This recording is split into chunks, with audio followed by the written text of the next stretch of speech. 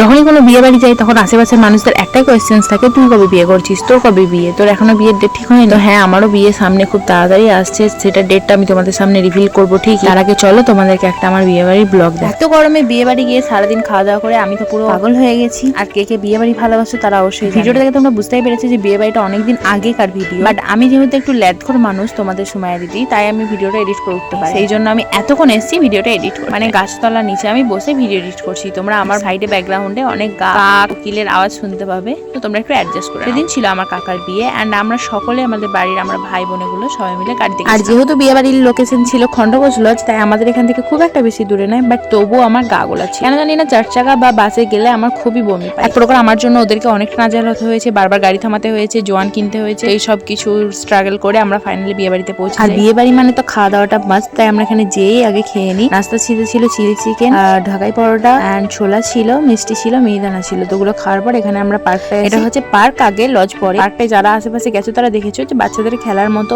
বাচ্চাদের সময় কাটানোর মতো অনেক জিনিস আছে। দেন আমরা একটা রুমের মধ্যে ঢুকি। রুমে যেখানে একটা টিভি ছিল, টিভিটা সবাই মিলে আমাকে রোস্ট করার জন্য টিভিটা চালিয়ে আমার ভিডিও লাগায় এন্ড তারা কমেন্ট করতে থাকে, যেটা আমার একদমই ভালো লাগে। এবার বলতে পারো ভালো না লাগার কি আছে, মানে ভিডিও দেখছে এটা তো ভালো জিনিস। হ্যাঁ ঠিক আছে, আমার ভিডিও দেখছে, বাট আমার লজ্জা লাগে। ভাই আমার সামনে যদি কেউ আমার ভিডিও ওপেন করেন আমার খুব লজ্জা লাগে। বাইরে দেখো পরে দেখো অসুবিধা নেই, বাট আমার সামনে দেখলে আমার খুব লজ্জা। তারপরে আমরা এখানে চলে আসি খাওয়া দাওয়া করতে। যেহেতু প্রতিদিনে অনেক গরম ছিল, তোমরা আমাকে দেখলেই বুঝতে পারবে প্রত্যেকটা ক্লিপ। আর যেহেতু আমাদের কাছে দুটো বাচ্চা ছিল, ওদেরও খুব গরমে কষ্ট ছিল, তাই আমরা লেট করিনি, তাড়াতাড়ি খাওয়া দাওয়া করে আমরা দেন গাড়িতে চেপে পড়ি। আর আমাদের ফার্স্ট কাজ ছিল যে আমরা বাড়ি আসবো, মানে এতই গরম। আমরা বর বউয়ের ওখানে যে আমাদের নিয়ম হয় মিলন করানো যেটাকে বলে, ওটাও পর্যন্ত দেখিনি। ওটা দেখার জন্য আমি অন্তত খুব এক্সাইটেড ছিলাম, বাট এতই গরম লেগে গেছিল। সবাই যখন বাড়ি যাবো বলছে, আমি বলছি হ্যাঁ চল পালিয়ে চল, আমার খুব ভালো লাগে। আর আমরা যেহেতু নিজেরাই গেছিলাম, ভাই ড্রাইভ করেছিল, তাই আমাদের কারোর জন্য অপেক্ষা করতে হয়নি, কিছু করতে হয়নি, খেয়েছি গাড়িতে চেপে পড়েছি আর বাড়ি চলে এসেছি। বাড়িতে এসে আমি আগে সব থেকে ফার্স্ট যেটা করেছি, আমি সাইডে চেঞ্জ করেছি। ওটা পরে আমার খুব কষ্ট হচ্ছিল। তারপরে আমি একটা সুতির জামা পরেছিলাম হালকা। তারপর আমরা আবার বিয়ে বাড়ি যাই। আমাদের এখানে সেটা হচ্ছে বর বউয়ের এন্ট্রির সময়, যেটা